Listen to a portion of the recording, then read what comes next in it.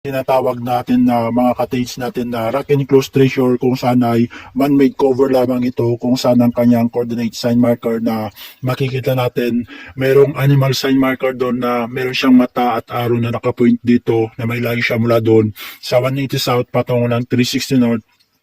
5 feet patungo dito at ito ay hugis puso na malaki kung saan ang